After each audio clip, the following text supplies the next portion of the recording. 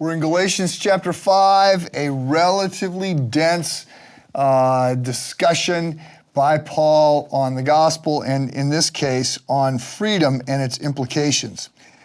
And today I want to say a few things about freedom, which is one of the big topics. I mean, in philosophy and in scripture and in modern language, it's one of the things people talk about all the time. But it's much more complicated and vexing than most people realize. So it's a good thing. God is saying here in Scripture, for freedom, Christ has set you free. Freedom is a good thing. Freedom is something that we want.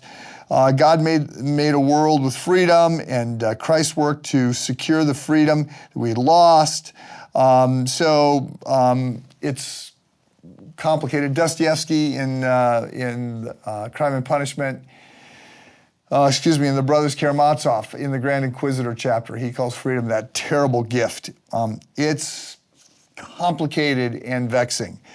So it's a good thing, but the freedom that we're actually after is a freedom that comes from limits.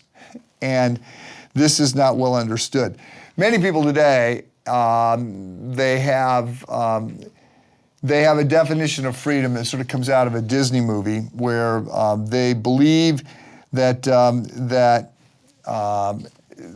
there are no limits. They face no limits. Maybe the limit is you can't hurt somebody else. I mean, there's sometimes, some conception that, some of my freedoms are going to end when it comes to you.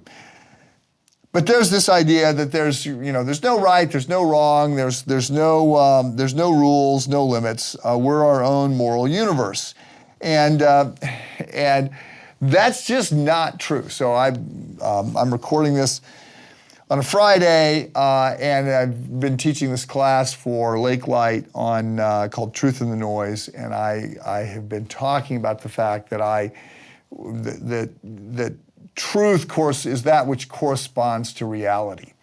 And so we can say whatever we want to say. We can say that 2 + 2 = 5, but the reality is that 2 + 2 = 4. And our declaration, our will, our desire to be free from restrictions doesn't change the fact that 2 + 2 = 4. And there's a similar thing when it comes to our life. We're free to do a lot of things, but I mean, I'm free to eat the donut, but I'm not free to eat the donut and not gain weight. So we have to understand that there's lots of different freedoms, and that our actions have implications, and we're not free from the consequences of the decisions that we make. And this is true in a physical world. It's true in a moral, metaphysical world as well. So let me just note, we're free to love. And love in itself is a very, it's part of human flourishing. It's part of life and wonder and things that are good. But as soon as you love, and as soon as you say, I am in love, that carries a lot of restrictions with it. So, as soon as you get married, you're saying yes to somebody with a big capital Y yes, but you're saying no to other people. And so, big topic. The last thing I'll say here on freedom today is that freedom, the people that Paul is mad at are all here in Galatians are the religious conservatives. They're the ones getting in trouble with Paul. It's the do-gooders who say, you gotta keep the law. It's the Pharisees, right, that Paul that Jesus is going to be sideways with. In the parable of the prodigal son, it's the older brother, right, who is the do-gooder, sort of represents the religiously constrained.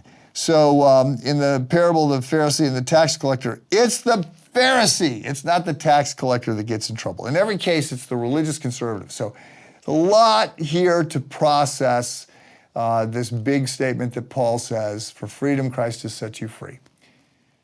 Have a good day.